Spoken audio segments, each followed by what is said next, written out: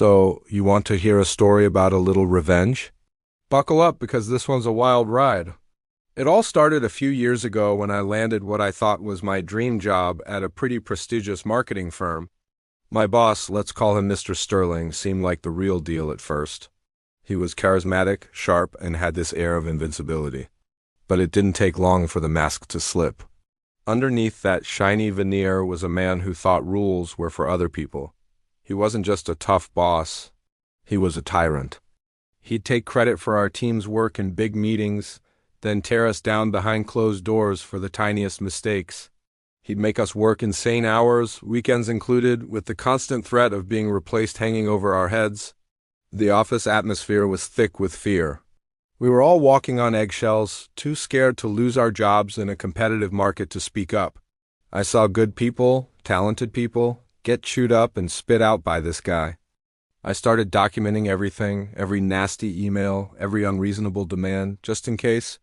But I knew it was just my word against his. The real turning point came during a major client pitch. This was a huge deal, a contract worth millions. Our team had poured our hearts and souls into this project for months.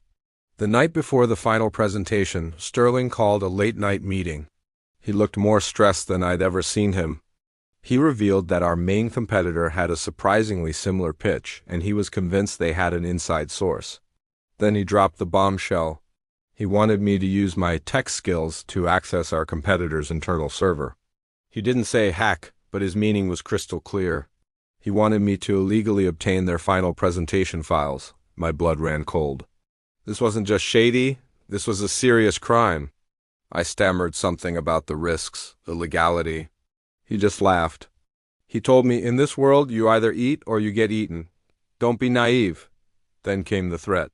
He said if we lost this contract, he'd make sure my career was over. He hinted that he knew about a minor mistake I'd made on a past project, something that could easily be twisted to look like gross incompetence. He was blackmailing me. I felt trapped. My mind was racing. Say no, and my career is toast. Say yes, and I become a criminal. I went home that night, my heart pounding in my chest. I couldn't sleep. The thought of what he was asking me to do made me sick. But then a different thought started to form. A risky, terrifying, but powerful thought. He had just admitted, on record, to wanting to commit a corporate crime. He was so arrogant, so used to getting his way, that he didn't even think twice about it. And I remembered the small voice recorder app on my phone. I always kept it on my home screen for taking quick notes. The next morning I went into his office, my hand shaking in my pocket. I told him I had reconsidered. I said I was scared, but I'd do what he asked. I just needed him to walk me through the plan one more time, to be absolutely sure I knew what he wanted. My thumb swiped across my phone screen and tapped the record button. My heart was a drum against my ribs, and he fell for it. Hook, line, and sinker. He laid out the entire illegal plan in excruciating detail. He named the competitor, described the data he wanted, and reiterated his threats against me if I failed. He was so caught up in his own genius plan that he didn't notice the faint red light of my phone peeking out of my shirt pocket. When he was done, he clapped me on the shoulder and said, "That's my guy. You're going to go far." I felt like I was going to be sick. I had it. I had him. For the next 2 days, I pretended to be working on his special project. I made it look like I was trying to breach their firewall, creating fake error logs and reports. I told him their security was tougher than expected to buy myself time. The truth is, I was talking to a lawyer. I played him the recording, and his eyes went wide. He confirmed what I suspected. This was more than enough to not only get Sterling fired, but also to face serious legal charges. The recording was my golden ticket, my escape hatch. The pitch day came, and as expected, we lost the contract. The moment Sterling found out, he stormed over to my desk, his face purple with rage. He started yelling right there in the open office, calling me incompetent, useless, a failure. He said my career was over, just as he'd promised. Everyone was staring. My old self would have shrunk down in my chair, but not this time. I stood up, looked him straight in the eye, and calmly said, "Mr. Sterling, I think you and I need to have a private chat now." The change in my demeanor threw him off. He was confused, but his ego wouldn't let him back down. He sneered and led me into his glass-walled office. He closed the door and was about to unleash another tirade when I took out my phone and placed it on the desk between us. I hit play. His own voice filled the silent office, clear as day, laying out the entire criminal enterprise. I watched the color drain from his face. The arrogance melted away, replaced by pure, unadulterated panic. He lunged for the phone, but I was quicker. I snatched it back and held it up. "There are copies, Mr. Sterling," I said, my voice steady. "Multiple copies in very safe places, including one with my lawyer." That's when he broke. The powerful, invincible titan of industry was gone. In his place was a desperate, pleading man. He started begging. "Please," he whispered, "what do you want? Money? A promotion? Name your price. Just don't ruin me." It was pathetic. He offered me my own team, a six-figure salary, a corner office, everything he'd dangled over our heads for years. He said we could start fresh. The shift in power was dizzying. Just minutes ago, he was a god in this office, and I was an insect. Now he was at my mercy. I let him ramble for a bit, enjoying the sight of him squirming. Then I cut him off.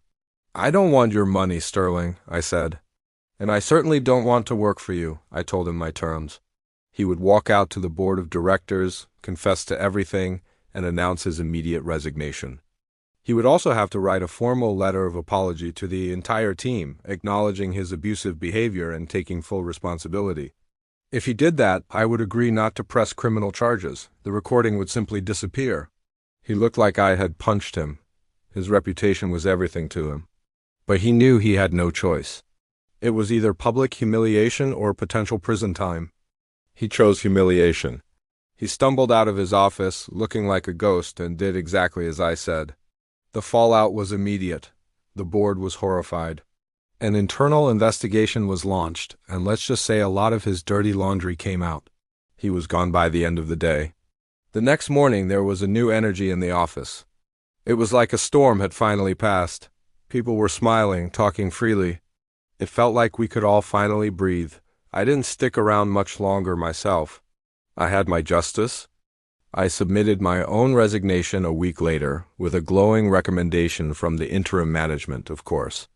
I took some time off, traveled a bit, and eventually found a new job at a company that actually values its employees. Looking back, I don't regret what I did. It was terrifying, and it could have gone wrong in a million ways. But sometimes, when you're pushed into a corner by a bully, the only way out is to push back, harder. He thought he was untouchable, but he forgot the oldest rule in the book. Be careful who you step on your way up, because you'll meet them again on your way down. A year. It's funny how much can change in just a year. 12 months ago, I was escaping the suffocating grip of Sterling Industries, running from a boss who saw people not as humans, but as pawns. Today I'm thriving. I landed a dream job at Innovatech, a company that actually values creativity and, get this, employee well-being. The air here is different. It's filled with collaboration, not fear. The coffee is better too. My apartment has a view of the city skyline instead of a brick wall. And for the first time in a long, long time, I don't wake up with a knot of dread in my stomach. I thought I had finally outrun the shadow of Mr. Sterling. I thought I was free. I was wrong. It started subtly, like a loose thread on a new sweater. A project I'd been pouring my heart into for weeks. A key presentation for a new client suddenly became corrupted. The file was just gone. An IT investigation chalked it up to a random server glitch, a 1-in-a-million fluke.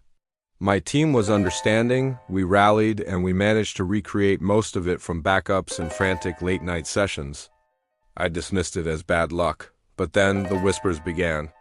A rumor, baseless and ugly, started circulating.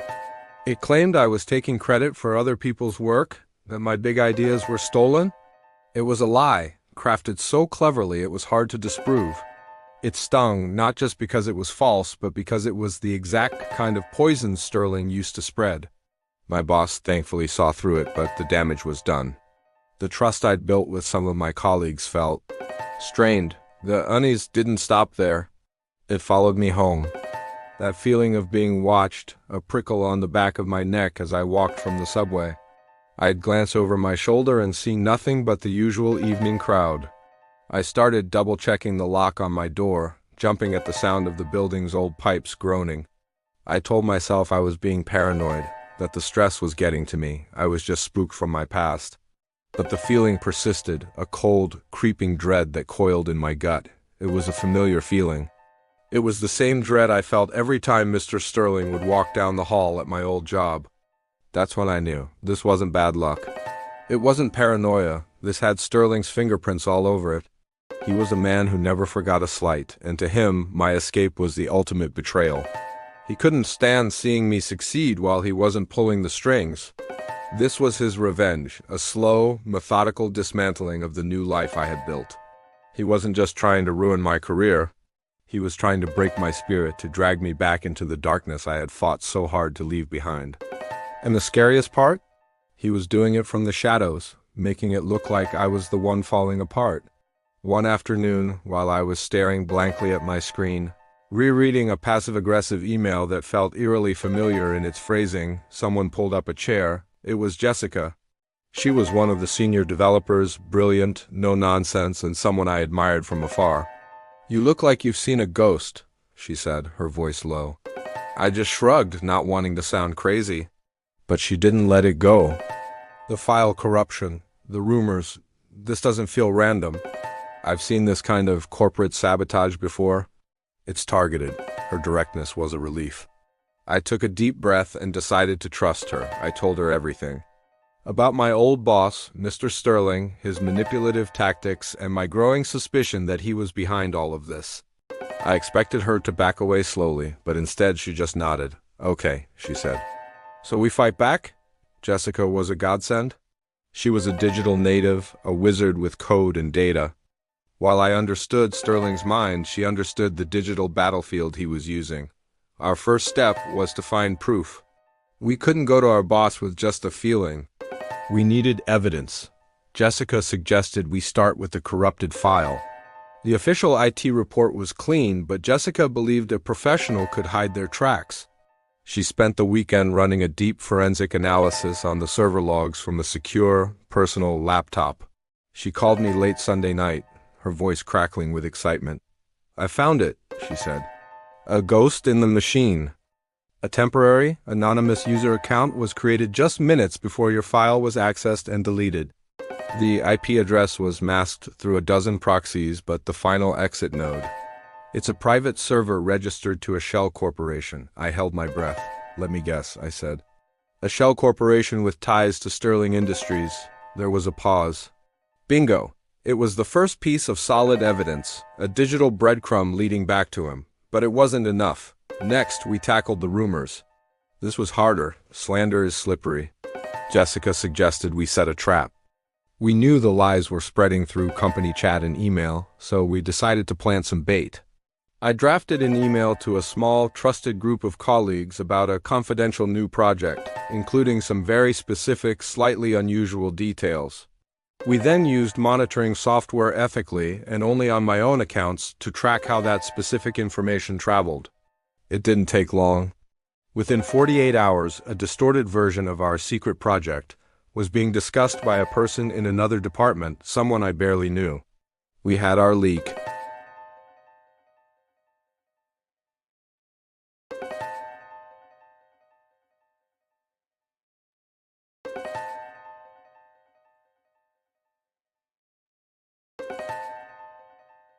He wasn't just a gossip, he was on Sterling's payroll. He was the inside man, feeding Sterling information and spreading his poison. The feeling of being watched suddenly made terrifying sense. It wasn't just a feeling. I*was being watched. With the digital evidence of the file deletion and a clear link between the rumor spreader and Sterling, we finally had a case. But we knew Sterling was slippery. He'd have a dozen layers of deniability. We needed something more, something that would expose not just his actions, but his intent. We needed to catch him in the act. Jessica came up with a bold plan, a digital sting operation. The plan was to use Ben, our compromised colleague, as an unwitting channel to Sterling. We would feed Ben a piece of irresistible bait, fake information about a major, game-changing product Innovatech was supposedly about to launch, a project that would crush Sterling's market share. We created a dummy project folder on my workstation, complete with fake blueprints, doctored market research, and a bogus financial model. The setup was nerve-wracking. We had to make it look real, like I was being careless. I accidentally mentioned the project name in a coffee room conversation when Ben was nearby. I left my computer unlocked for a few seconds longer than usual. It felt like acting in the most high-stakes play of my life. Jessica monitored everything from her own terminal. We watched as Ben took the bait. He accessed the dummy folder, copied the files to a USB drive, and left the office early. "He's on the move," Jessica whispered, tracking his digital footprint.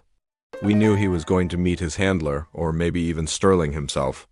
The final piece of our puzzle was a tiny audio recorder Jessica had managed to plant in a pen ID loaned to Ben earlier that day. It was a long shot, but it was our only shot at getting Sterling's voice, his orders on tape. The wait was agonizing. Hours ticked by.